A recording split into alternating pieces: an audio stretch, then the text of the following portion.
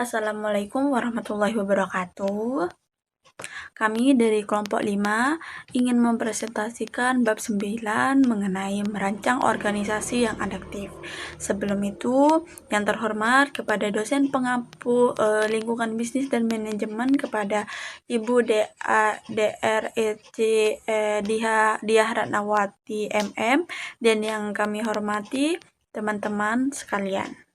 Sebelum saya lanjut untuk masuk ke materinya, izinkan saya membacakan nama anggota kelompok saya.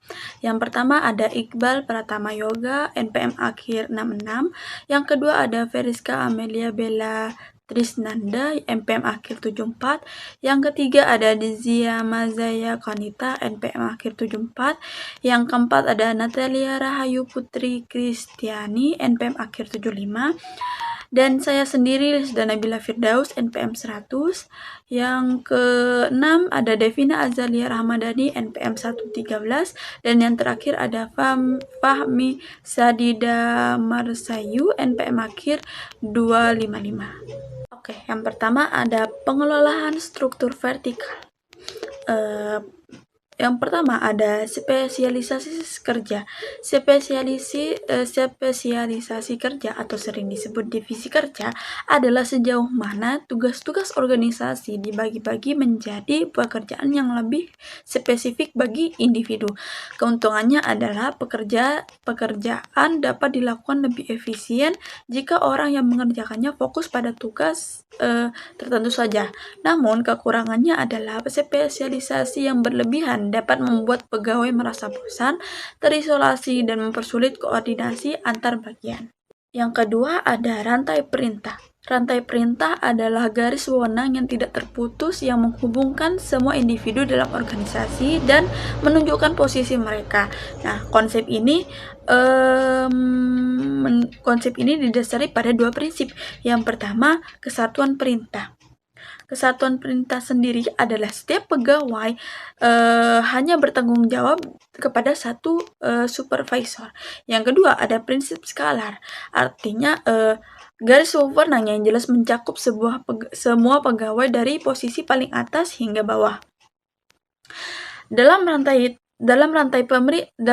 perintah terdapat empat konsep kunci. Yang pertama ada wewenang. Wewenang adalah hak formal manajer untuk mengambil keputusan dan memberi perintah. Yang kedua ada tanggung jawab, kewajiban pegawai untuk menjalankan tugas yang diberikan. Idealnya, wewenang hanya setara dengan tanggung jawab yang diemban. Yang ketiga ada akuntabilitas, mekanisme untuk melaporkan dan membenarkan hasil tugas kepada atasan dalam rangkai perintah. Dan yang terakhir ada delegasi, adalah proses pengalihan wewenang dan tanggung jawab dari manajer ke jabatan yang lebih rendah. Perkenalkan, saya Friska Amelia Bella Trisnanda dengan NPM akhir 073. Di sini saya akan melanjutkan tentang materi yang telah dijelaskan oleh rekan saya sebelumnya. Nah, untuk yang nomor 3 ada ruang lingkup manajemen. Ruang lingkup manajemen merupakan jumlah pegawai yang berada di bawah pengawasan langsung seorang supervisor. Istilah ini juga sering disebut sebagai ruang lingkup pengendalian. Besarnya ruang lingkup manajemen dipengaruhi oleh tingkat keterlibatan supervisor dalam pekerjaan bawahan. Jika pengawasan yang diperlukan bersifat intensif, maka ruang lingkupnya cenderung sempit. Sebaliknya, apabila pekerjaan bersifat rutin, bawahan memiliki kompetensi tinggi serta didukung oleh sistem dan prosedur yang jelas, maka ruang lingkup pengendaliannya dapat diperluas. Selain itu, ruang lingkup manajemen juga menentukan bentuk struktur organisasi, apakah berbentuk tall struktur atau flat struktur. Nah, tall struktur ini ditandai dengan banyaknya tingkatan hierarki dan ruang lingkup yang sempit, sedangkan flat struktur memiliki lebih sedikit tingkatan dengan ruang lingkup yang lebih luas. Dalam prakteknya, organisasi modern cenderung menerapkan struktur datar atau flat struktur karena dianggap lebih efektif dalam mendorong pendelegasian wewenang, meningkatkan efisiensi, serta memberikan ruang bagi kreativitas dan inovasi manajer tingkat bawah. Nah, yang selanjutnya ada sentralisasi dan desentralisasi. Sentralisasi dan desentralisasi ini berkaitan dengan tingkat pengambilan keputusan dalam struktur organisasi. Sentralisasi berarti keputusan dipusatkan pada manajemen puncak, sedangkan desentralisasi memberikan kewenangan kepada tingkat manajemen yang lebih rendah. Organisasi perlu menentukan tingkat yang paling efektif sesuai kebutuhan. Nah, di sini ada faktor penentunya. Yang pertama yaitu lingkungan yang tidak pasti. Lingkungan cepat berubah menuntut desentralisasi supaya respon terhadap perubahan itu lebih cepat. Contohnya pada saat pandemi COVID-19. Nah, pemerintah daerah diberi kewenangan mengambil kebijakan cepat sesuai dengan kondisi masing-masing daerahnya. Yang kedua yaitu strategi organisasi. Jadi tujuan panjang organisasi ini menentukan sejauh mana wewenang perlu dibagi. Contohnya Indomaret yang menerapkan desentralisasi. Jadi di setiap toko atau cabang, kepala toko ini diberi kewenangan untuk menyesuaikan stok barang berdasarkan kebutuhan dan kebiasaan konsumen di daerah tersebut. Lalu untuk Unilever Indonesia ini menerapkan sentralisasi, yang dimana keputusan strategis dipusatkan agar brandnya itu tetap konsisten. Lalu yang terakhir ada kondisi krisis. Jadi dalam kondisi krisis atau darurat, organisasi ini sering menerapkan pola sentralisasi agar keputusan ini bisa diambil dengan cepat oleh pimpinan tertinggi. Contohnya pada Garuda Indonesia saat terjadi krisis keuangan. Jadi keputusan penting diambil langsung oleh manajemen pusat. Untuk materi selanjutnya akan dijelaskan oleh rekan saya. Di slide ini saya akan menjelaskan tentang pendekatan fungsional vertikal. Jadi pendekatan fungsional vertikal itu adalah cara organisasi menyusun struktur berdasarkan kesamaan keahlian kerjanya. Artinya itu semua orang yang memiliki keahlian yang sama, misalnya di bidang keuangan, pemasaran, atau produksi akan ditempatkan dalam satu departemen yang sama. Dalam struktur ini, setiap departemen itu memiliki tanggung jawab terhadap seluruh organisasi. Jadi bukan hanya satu produk tertentu. Misalnya departemen pemasaran akan menangani semua kegiatan pemasaran untuk semua produk yang dimiliki oleh perusahaannya. Ciri utama dari struktur ini tuh adalah alur wewenang yang bersifat vertikal. Jadi keputusan itu diambil oleh manajemen puncak seperti direktur, lalu diteruskan ke bawahan melalui beberapa tingkatan manajemen. Kelebihan dari struktur ini tuh adalah efisiensi yang tinggi karena adanya spesialisasi. Pegawai bisa menjadi sangat ahli di bidangnya masing-masing. Selain itu pengawasan juga lebih mudah karena semua udah terpusat atau udah jadi satu sesuai departemennya masing-masing.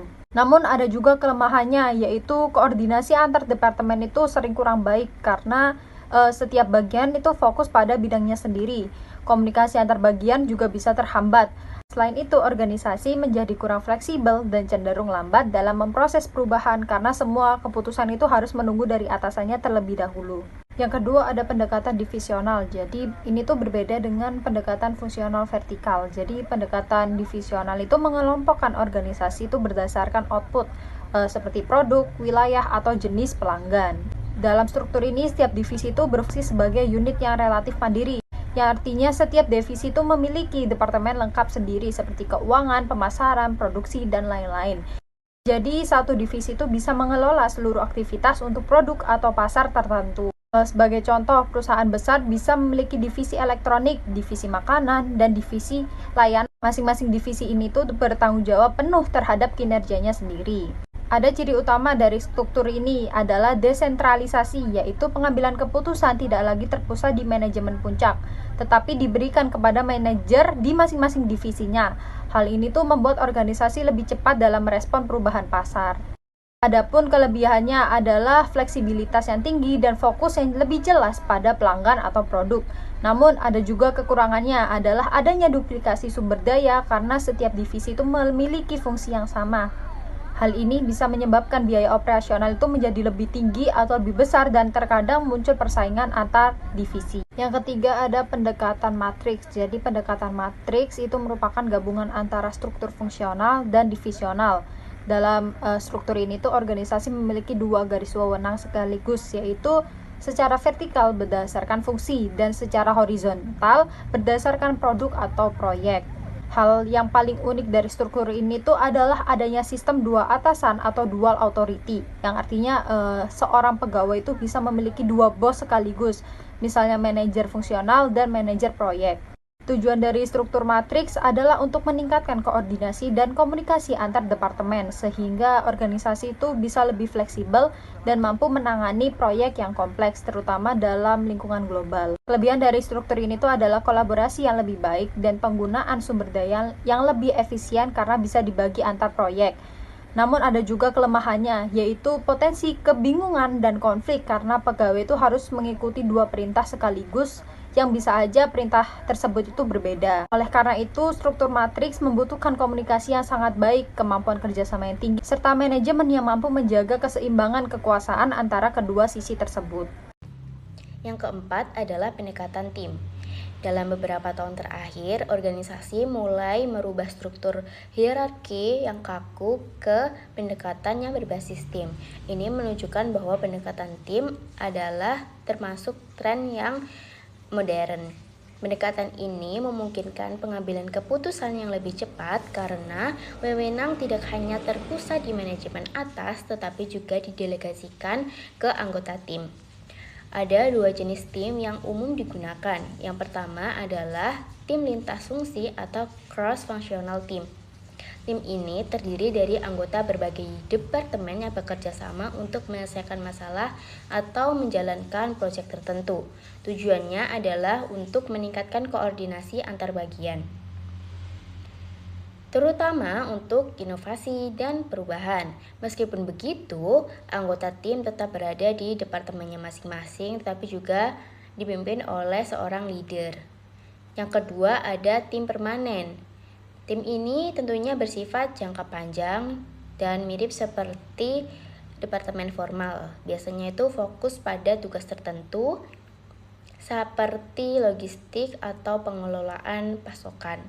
Dalam tim ini, komunikasi antar fungsi sangat penting dan pegawai di level bawah biasanya diberikan wewenang lebih besar untuk mengambil keputusan. Yang kelima adalah pendekatan jaringan virtual. Cara kerjanya, yang pertama, perkembangan modern departementalisasi menghasilkan kolaborasi lintas organisasi. Maksudnya pendekatan ini itu tidak lagi bergantung pada struktur hierarki yang tradisional, tetapi lebih mengandalkan kolaborasi lintas organisasi. Yang kedua, struktur lebih fleksibel dibandingkan hierarki vertikal. Yang ketiga, mengandalkan outsourcing atau alidaya, yaitu menyerahkan sebagian pekerjaannya kepada pihak luar.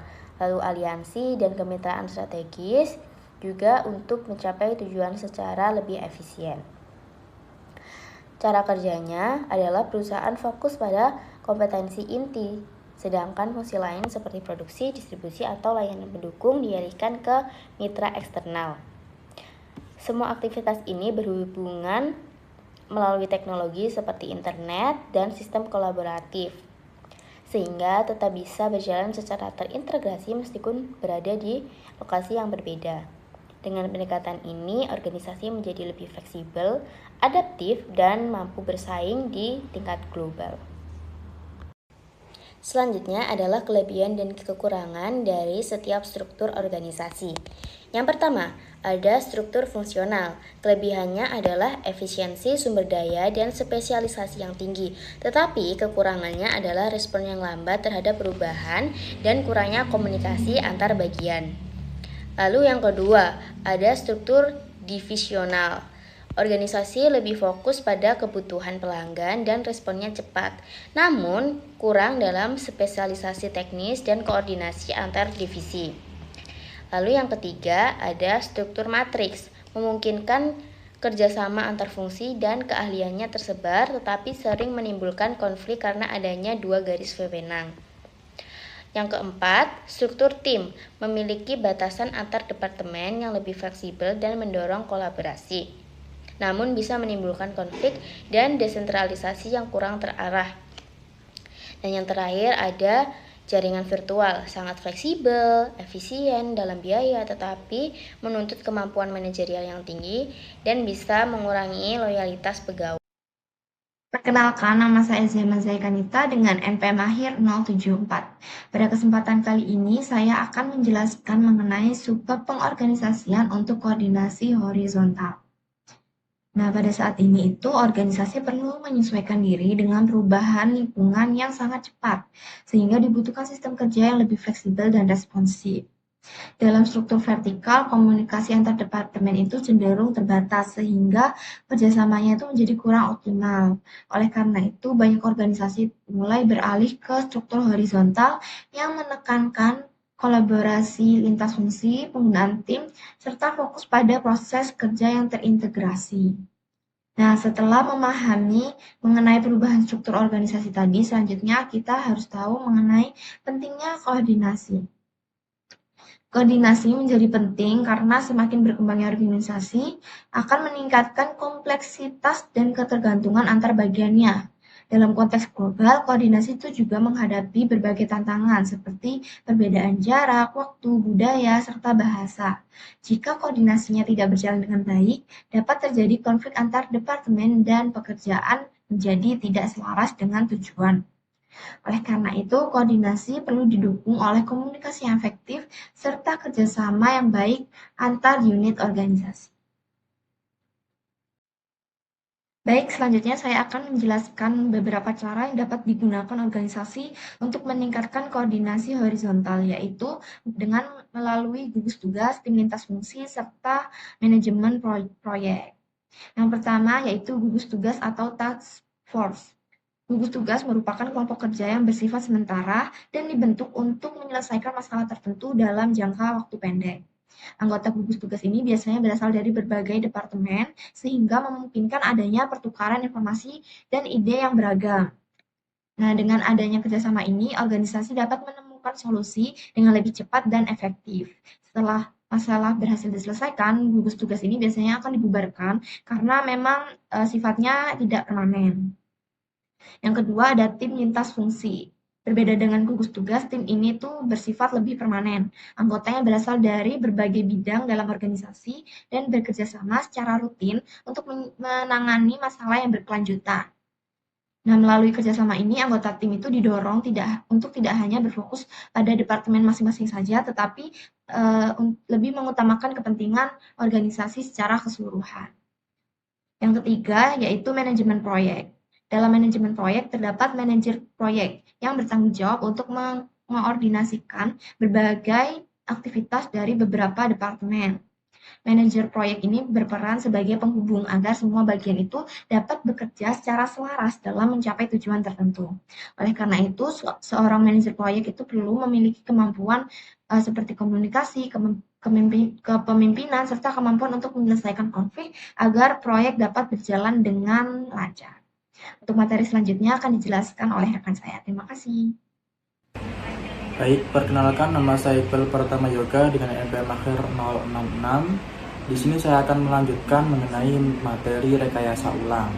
Rekayasa ulang atau reengineering adalah atau yang biasa disebut dengan rekayasa ulang pada proses bisnis yang dilakukan untuk mendapatkan peningkatan harga, kualitas, layanan, dan kecepatan dengan cara mengubah struktur vertikal menjadi horizontal guna memudahkan akses dan komunikasi antar lini pada suatu perusahaan, yang dimana hal ini akan diperlukan pada perusahaan agar mencapai suatu perubahan pada tingkat peningkatan harga, kualitas, layanan, kecepatan dengan cara mengubah struktur yang awalnya itu strukturnya adalah vertikal dari atas ke bawah dan melalui proses beberapa tahap dan diganti menjadikan suatu struktur horizontal yang dimana semuanya dapat mendapatkan akses untuk berkomunikasi antara satu dengan yang lain.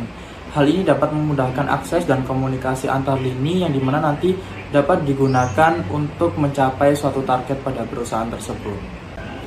Baik, selanjutnya di sini terdapat perbedaan antara struktur vertikal dengan struktur horizontal, yang dimana di sebelah kiri merupakan terdapat struktur vertikal yang dimana para bawahan atau staf berhubungan langsung dengan suatu produk yang dimana nanti ketika ada masalah, solusi, dan kondisi apapun harus melalui laporan kepada manajer supervisor yang berada di atasnya, di mana hal ini harus berlaku urut dari bawah ke bawah, dari bawah ke atas. Sedangkan pada sebelah kanan terdapat suatu struktur horizontal yang dimana antara manajer supervisor, produk, dan para staf di bawahnya itu saling berhubungan dan saling satu lini, dan untuk akses komunikasinya pun menjadi lebih mudah karena semua menjadi sebuah horizontal.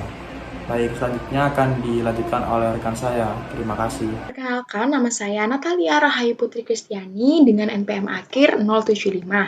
Di sini saya akan melanjutkan penjelasan yang telah disampaikan oleh rekan kami sebelumnya. Di sini masuk ke bagian D, yaitu struktur mengikuti strategi.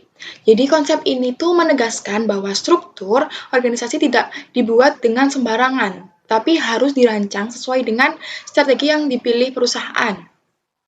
Selanjutnya pada poin pertama, yaitu pentingnya struktur organisasi. Pertama, mengapa sih struktur itu penting? Jadi, struktur itu penting karena adalah fondasi operasional perusahaan. Tanpa adanya struktur, tujuan perusahaan akan sulit tercapai secara efektif. Poin yang kedua yaitu jenis struktur utama. Ada dua jenis struktur utama yang perlu kita ketahui. Yang pertama adalah struktur vertikal atau hierarki. Jadi struktur ini tuh memiliki wewenang yang jelas dan terpusat. Kemudian pengendalian yang kuat dan cocok untuk lingkungan yang membutuhkan stabilitas serta efisiensi. Yang kedua adalah struktur horizontal. Struktur ini sifatnya lebih fleksibel dan kolaboratif. Komunikasinya terbuka dan sangat efektif di lingkungan yang dinamis dan cepat berubah. Selanjutnya yaitu poin ketiga, yaitu strategi utama menurut Porter. Jadi menurut Porter ada dua strategi utama yang menentukan struktur organisasi yang paling sesuai. Yang pertama yaitu strategi diferensiasi, yaitu strategi ini berfokus pada kenaikan produk. Yang kedua yaitu strategi kepemimpinan biaya. Strategi ini tuh berfokus pada efisiensi dan penekanan biaya. Keduanya juga sama-sama membutuhkan struktur yang berbeda. Baik, selanjutnya saya akan melanjutkan poin yang sebelumnya. Jadi poin yang keempat yaitu struktur dan lingkungan. Jadi selain strategi, lingkungan bisnis juga sangat mempengaruhi pilihan struktur. Jika lingkungan tersebut stabil, maka struktur yang cocok untuk dipilih adalah struktur mekanistik. Karena struktur ini tuh kaku dan formal, kemudian tersentralisasi dan efisien. Namun kurang cocok karena tidak fleksibel untuk perubahan mendadak. Sebaliknya, jika lingkungannya itu dinamis dan penuh dengan ketidakpastian, maka struktur yang tepat untuk dipilih adalah struktur organik, yang dimana struktur ini fleksibel, adaptif, desentralisasi, dan sangat mendukung untuk inovasi. Selanjutnya, poin yang kelima yaitu jenis struktur organisasi. Jadi yang terakhir kita akan bahas jenis-jenis struktur organisasi yang umum digunakan oleh perusahaan. Yang pertama itu ada struktur fungsional. Struktur ini mengandalkan spesialisasi tugas dan rantai komando yang jelas untuk memaksimalkan penggunaan sumber daya.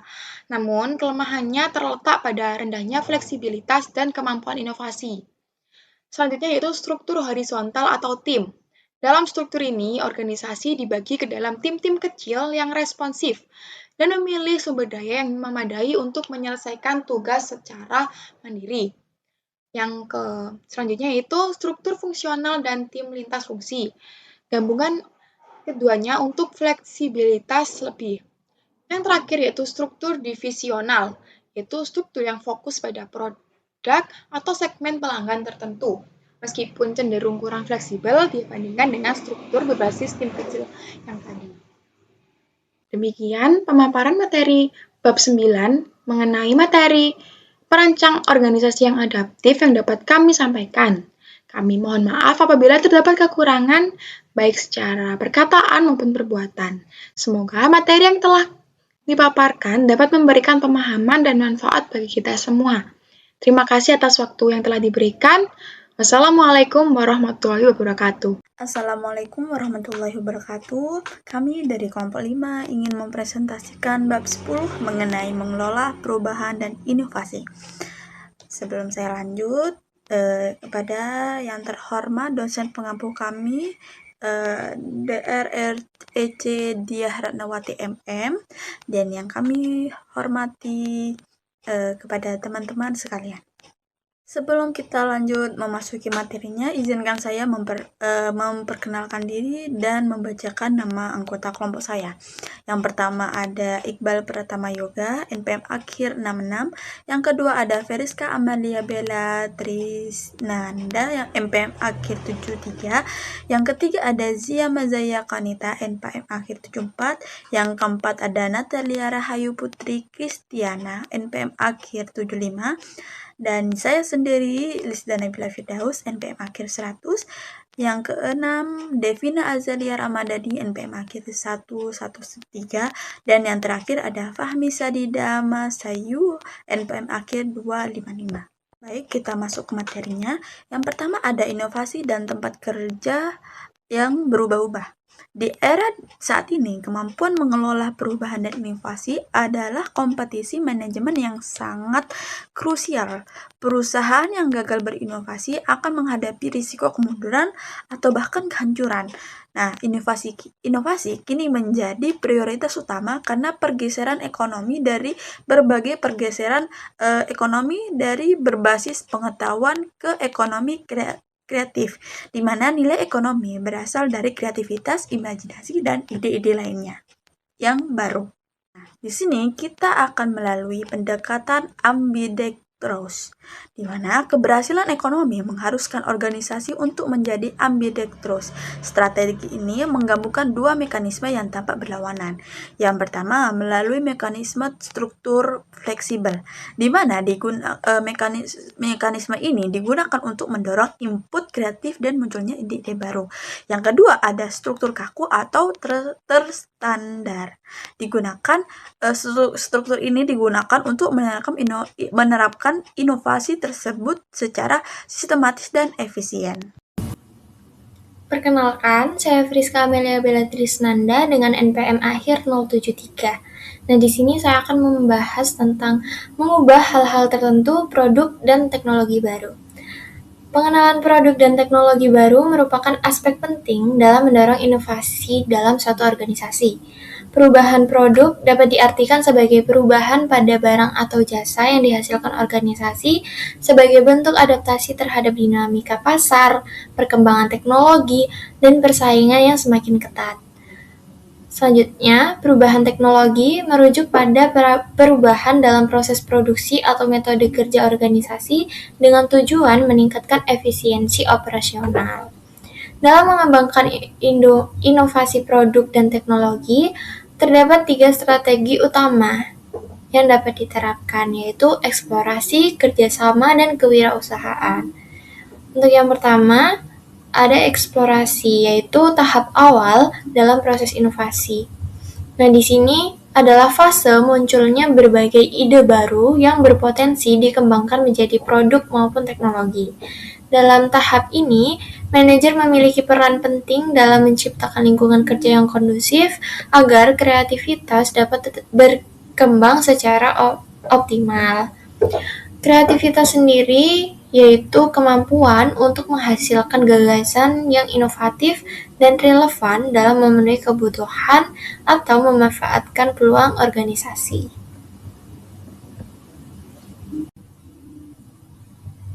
Yang selanjutnya ada karakteristik individu kreatif dan organisasi kreatif. Nah, individu yang kreatif umumnya memiliki karakteristik seperti berpikir orisinal, terbuka terhadap ide baru, memiliki rasa ingin tahu yang tinggi, tekun dan mampu fokus dalam memecahkan masalah, serta berani mencoba hal-hal baru. Namun, kreativitas tidak hanya bergantung pada individu, melainkan juga dipengaruhi oleh lingkungan organisasi.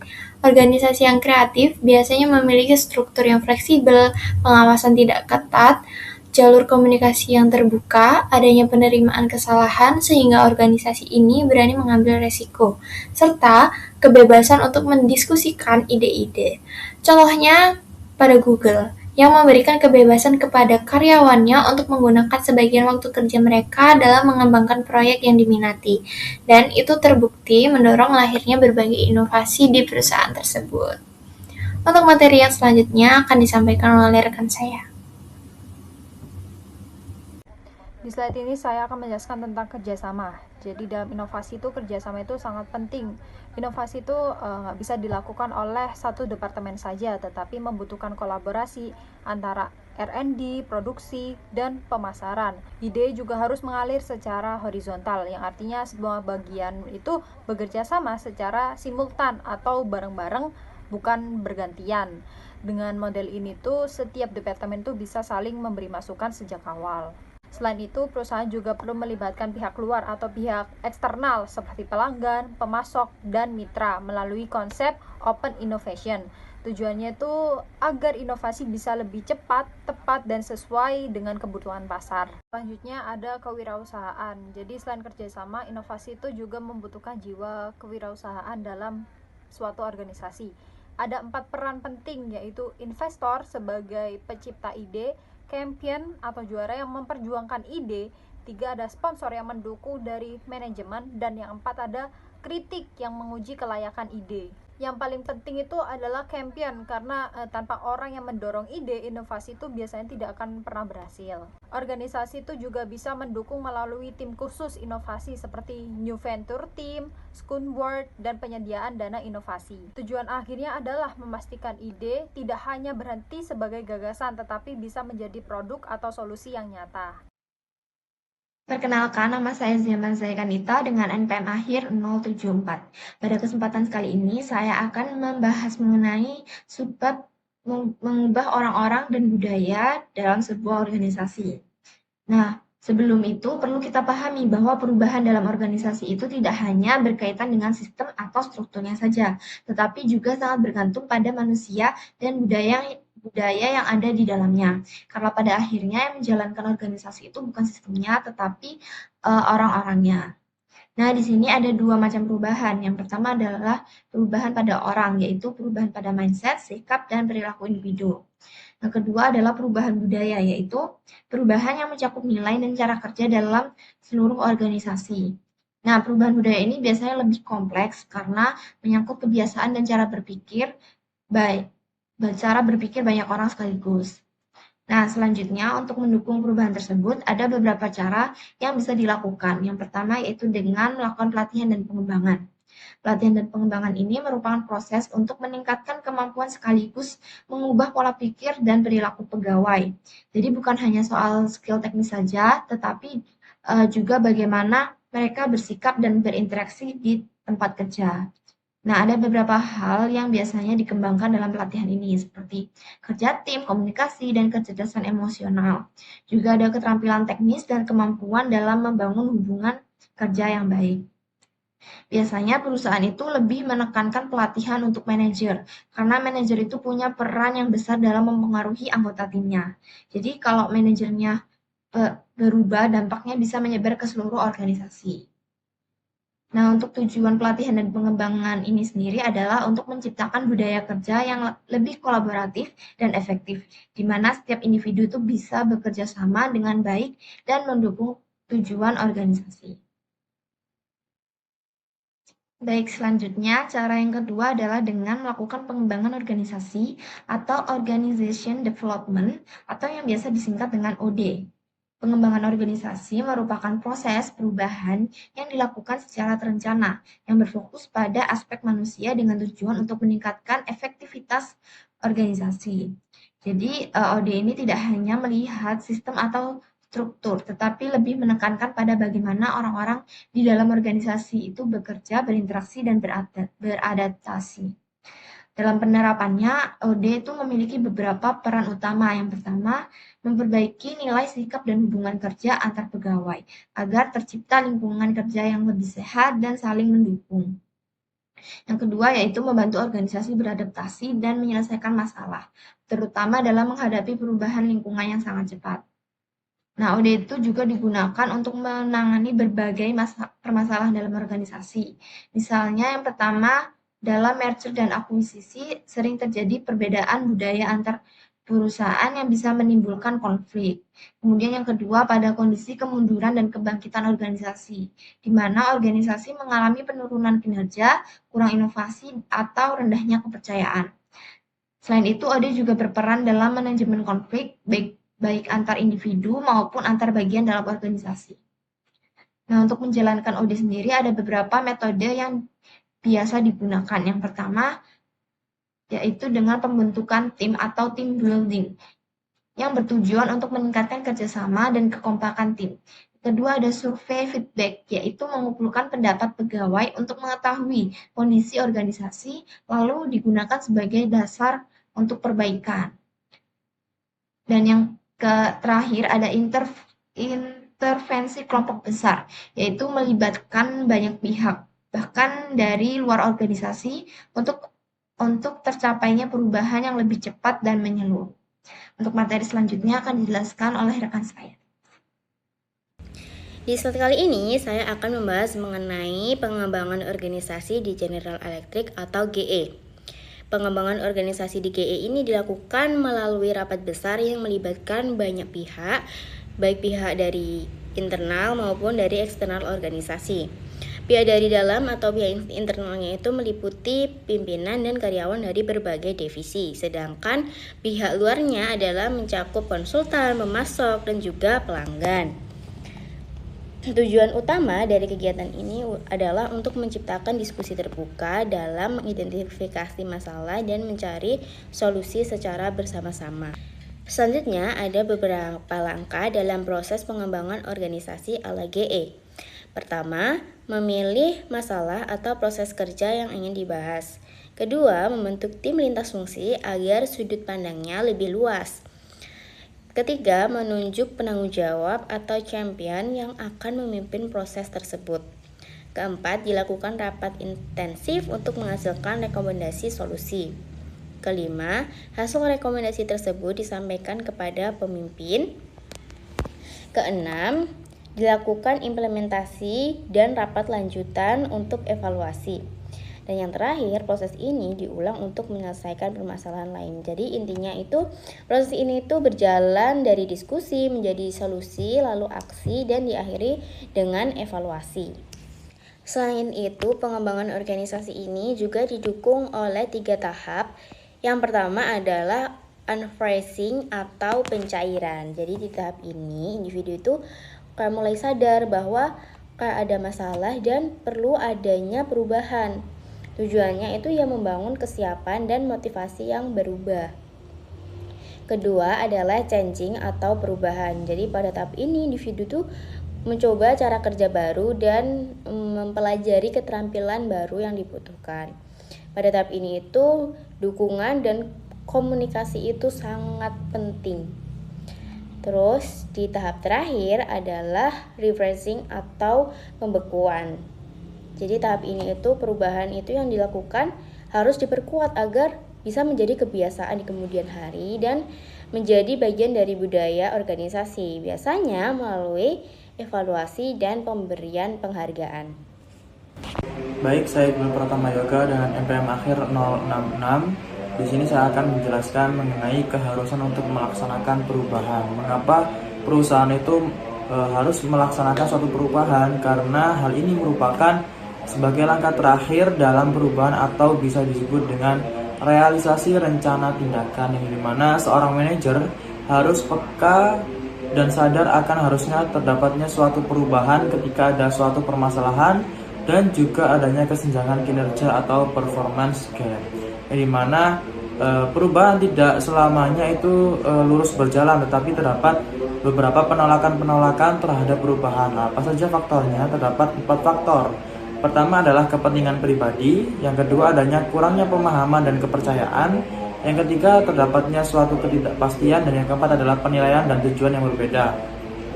Yang dimana kepentingan pribadi ini seseorang tidak mau kehilangan kekuasaan atau kehilangan suatu keleluasaan dalam menjalankan wewenangnya pada perusahaan tersebut.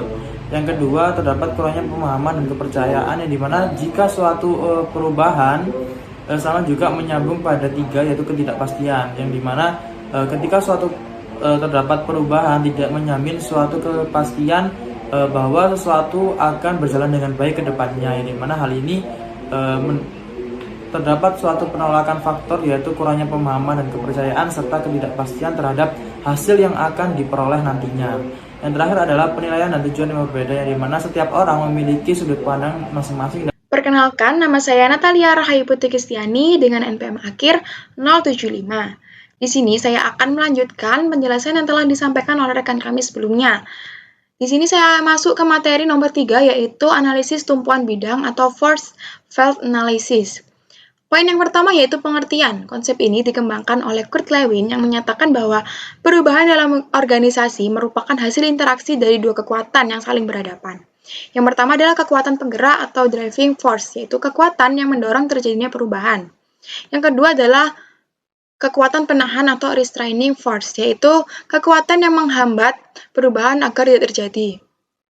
Jadi perubahan akan berhasil ketika kekuatan penggerak mampu mengalahkan kekuatan penahan. Poin yang kedua yaitu implementasi just in time. Just in time memiliki arti yaitu metode pengelolaan persediaan yang mengatur agar bahan baku tiba tepat waktu sesuai dengan kebutuhan produksi, tidak lebih dan tidak kurang. Kemudian, apa saja kekuatan penggeraknya? Kekuatan penggeraknya ada 3, yaitu penghematan biaya produksi, kemudian efisiensi tenaga kerja, dan peningkatan daya saing perusahaan di pasar. Kemudian, ada juga kekuatan penahannya, yaitu sistem transportasi yang lambat, kemudian tata letak fasilitas yang kurang mendukung, skill karyawan yang masih kurang memadai, dan serta adanya penolakan dari serikat pekerjanya. Baik, selanjutnya saya akan melanjutkan penjelasan pada poin analisis tumpuan bidang yang ketiga, yaitu solusi manajemen. Jadi, solusi yang dapat dilakukan oleh manajemen untuk mengatasi hambatan-hambatan tersebut, yaitu yang pertama adalah memperbaiki sistem transportasi agar pengiriman bahan baku tersebut lebih tepat waktu. Kemudian yang kedua yaitu menambahkan fasilitas distribusi untuk memperlancar arus persediaannya. Yang ketiga yaitu mengadakan pelatihan karyawan yang berguna untuk memberikan kompetensi yang dibutuhkan oleh karyawan. Yang keempat yaitu melakukan negosiasi dengan serikat pekerja agar perubahan-perubahan tersebut bisa diterima secara bersama. Setelah kita memahami analisis tumpuan bidang, sekarang kita beralih ke materi yang keempat, yaitu taktik-taktik pelaksanaan perubahan. Dalam menjalankan perubahan, manajemen memiliki 5 taktik yang bisa dipilih sesuai dengan situasi. Yang pertama yaitu komunikasi dan edukasi. Taktik ini dilakukan untuk menyampaikan informasi secara jelas kepada seluruh pihak agar mereka tersebut memahami dan dapat menerima perubahan dengan baik. Kemudian yang kedua yaitu partisipasi. Pihak-pihak yang berpotensi menolak justru dilibatkan dalam perencanaan. Ketika mereka merasa didengar, maka resistensi akan berkurang. Kemudian yang ketiga yaitu negosiasi. Jadi negosiasi ini dilakukan melalui proses tawar-menawar untuk mencapai kesepakatan yang bisa diterima semua pihak yang berkepentingan. Kemudian selanjutnya itu paksaan. Jika taktik lain belum berhasil, maka manajemen dapat menggunakan kekuasaan yang formal. Namun, ini sebaiknya menjadi pilihan terakhir, karena berisiko untuk merusak hubungan kerja. Kemudian yang terakhir yaitu dukungan manajemen puncak. Yaitu ini adalah faktor yang paling penting. Ketika pimpinan tertinggi tersebut aktif mendukung dengan perubahan, maka seluruh organisasi akan lebih mudah untuk bergerak ke arah yang sama juga. Demikian pemaparan materi bab 10 mengenai materi mengelola perubahan dan inovasi yang dapat kami sampaikan. Kami mohon maaf apabila terdapat kekurangan baik secara perkataan maupun perbuatan. Semoga materi yang telah kami paparkan dapat memberikan pemahaman dan manfaat bagi kita semua. Terima kasih atas waktu yang telah diberikan. Wassalamualaikum warahmatullahi wabarakatuh.